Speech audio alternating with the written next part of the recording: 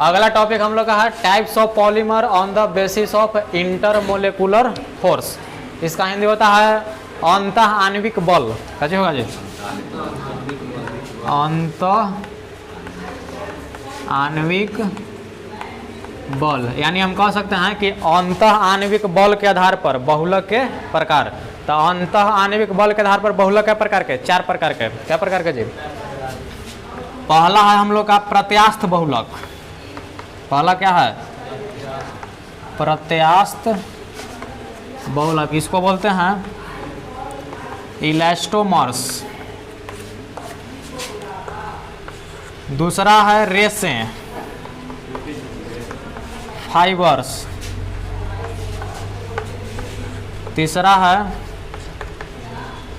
ताप सुघट्य बहुलक। इसको इंग्लिश से बोलते हैं थर्मोप्लास्टिक पॉलीमर। और चौथा है ताप दृढ़ बहुलक। इसको बोलते हैं थर्मोसेटिंग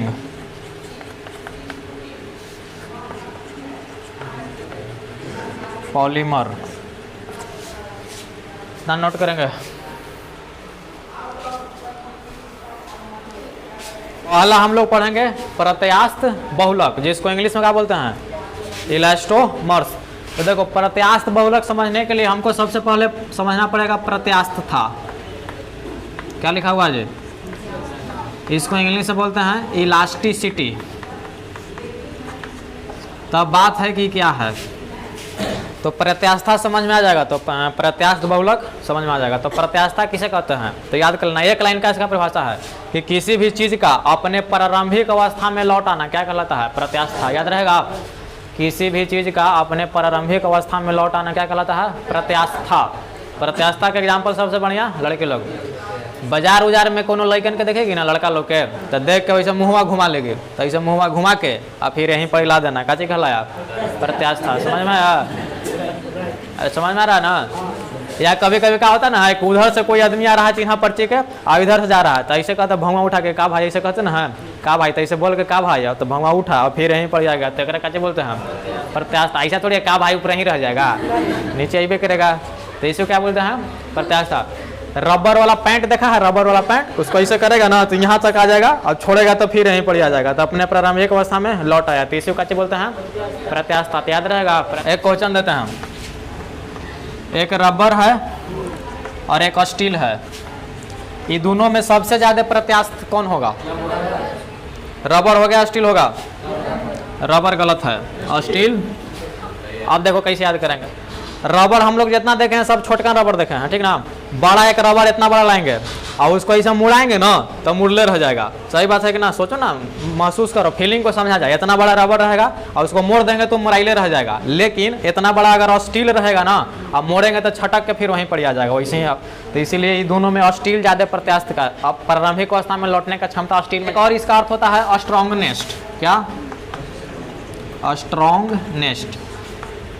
जो जितना ज़्यादा मजबूत होगा ना उसमें ज़्यादा प्रत्यास्था भी पाया जाता है। तो ऐसे भी देखेंगे रबर और स्टील में स्टील बहुत ज़्यादा मजबूत होता है। प्रत्यास्थ बहुलक किसे कहते हैं? तो वैसा बहुलक जिसमें प्रत्यास्था का गुण पाया जाता है।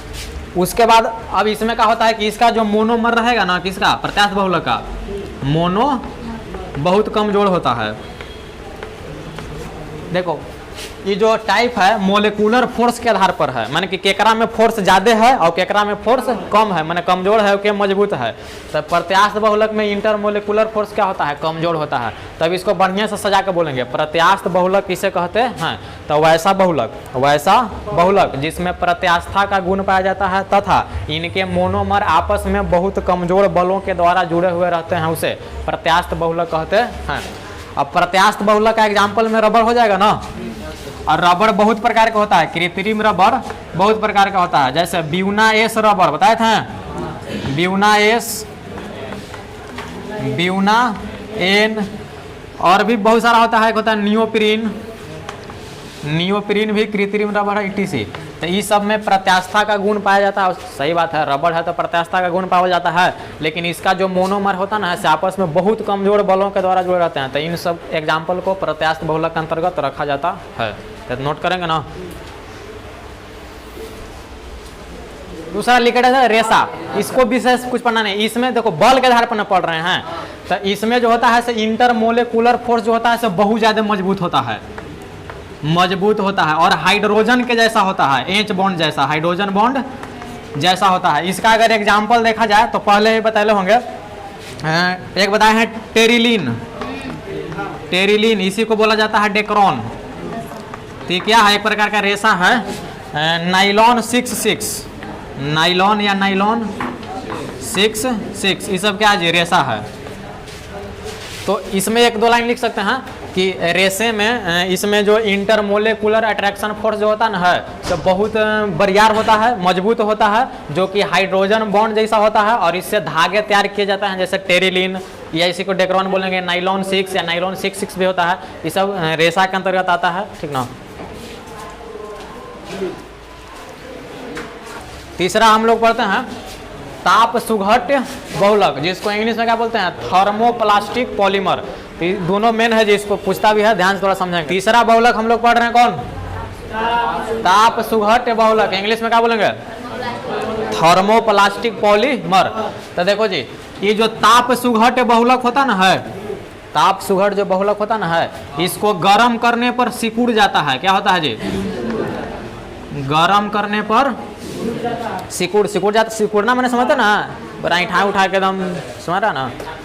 तो ताप सुघट बहुलक को अगर गर्म किया जाए तो क्या होता है, सिकुड़ जाता है। लेकिन अगर ताप दृढ़ बहुलक को गर्म करेंगे ना तो ये सिकुड़ता नहीं है, ये सिकुड़ता नहीं है, ठीक ना। अब देखो ध्यान से समझना इसको जी। देखो अगर जलाने के बाद रहेगा, मैंने आग में झोंक देंगे तो दोनों जल जाएगा। ताप सुघट बहुलक को भी आग में झोंकेंगे जल जाएगा, और इसको भी आग में डाल देंगे जल जाएगा। तो जलाना नहीं है, सिर्फ क्या करना है, गर्म करना है, सिर्फ क्या करना है, गर्म करना है। तो ताप सुघट बहुलक किसे कहेंगे, तो ऐसा बहुलक जिसको गर्म करने पर नरम हो जाता है, यानी कि मुलायम हो जाता है, तथा इसे विभिन्न आकार के सांचों में ढाला जा सकता है। तो ऐसे बहुलक को ताप सुघट बहुलक कहते हैं। याद रहेगा आप। ताप दृढ़ बहुलक किसे कहते हैं, तो वैसा बहुलक जिस पर ताप का कोई प्रभाव नहीं पड़ता है। अब ताप का माने गर्म करने का अर्थ है ना कि आग में झोंक देना है, वो तो जलिए जाएगा दोनों, उससे मतलब नहीं है। देखो एगो हो गया गरम करना माने कि तड़पाना का जी, और जला देना सीधे तो मार देना, समझ रहा। तो तड़पाने और जलाने में अंतर नहीं है जी, समझ रहा ना। लड़का लोग के प्रेम उरेम होता है तो लोग तड़पते रहता है, कहा ना। तो खैर ऐसा नहीं होना चाहिए का। खुदा किसी को किसी पर फिदा न करे, अगर फिदा करे तो उसे क़यामत तक जुदा न करे। माना कि कोई नहीं मरता जुदाई में, माना कि कोई नहीं मरता जुदाई में, लेकिन ठीक से जी भी कहाँ पाता है, तन्हाई में। मेन बात एग्जाम्पल, तो इसमें एग्जाम्पल जैसे पॉलीथीन होगा ना, पॉलीथीन का नाम सुना है, पॉलीथीन। एक होता है पॉलीस्टाइरिन, पॉलीस्टाइरिन, एक और होता है पीवीसी। ये सब जो एग्जाम्पल है ना किसका है, ताप सुघट बहुलक का। इसको थोड़ा सा आग दिखाएंगे ना तो सिकुड़ जाएगा, समझ रहा ना, मुलायम हो जाएगा। कोई आसान तरीका याद करने का, प्लास्टिक पी से है ना, और एक एग्जाम्पल हुआ देखो सब पीए से है, कितना बढ़िया से याद हो गया, यही ना कन्फ्यूजन रहता है। थर्मोप्लास्टिक, तो प्लास्टिक वाला में पी से एग्जाम्पल, पॉलीथीन, पॉलीस्टाइरिन, पीवीसी। अब आते हैं इसमें, इसका एग्जाम्पल क्या क्या होगा। तो इसका बरियार, जैसे एक बैकेलाइट बजा था ना, स्विच जो रहता ना है, वो बैकेलाइट बोर्ड वाला स्विच बैकेलाइट का बना थोड़ा हार्ड रहता है, ओकरा पास हम माचिस बार के ओकरा भी लेके जाएंगे तो कोई चीज सिकुड़ जाएगा का, नहीं सिकुड़ेगा, हार्ड होता है। लेकिन माचिस बार के अथी पॉलीथीन के पास, सब्जिया वाला चमकीलवा के पास लेके जाओ, घूम जाएगा तो रहेगा जी, जलाच्छेद कर देगा, समझ रहा ना। तो इसको हम लिख सकते हैं क्या, बैके लाइट। और होता है मेलामाइन, मेला, और भी होता है रेजिन, इंग्लिश हिंदी सब वही है, रेजिन। एक और होता है यूरिया फॉर्मल्डिहाइड, यूरिया फॉर्मल्डिहाइड। ये सब बहुलक है लेकिन हार्ड है, ठीक ना, कठोर है, यानी कि इस पर ताप का प्रभाव नहीं पड़ता है। तो ये सब एग्जाम्पल किसका हो जाता है, ताप दृढ़ बहुलक का। समझ में रहा है, कहा कि ये दोनों में कौन ज्यादा मजबूत होता है, ये वाला ज्यादा मजबूत होगा ना। तो नोट किया जाए।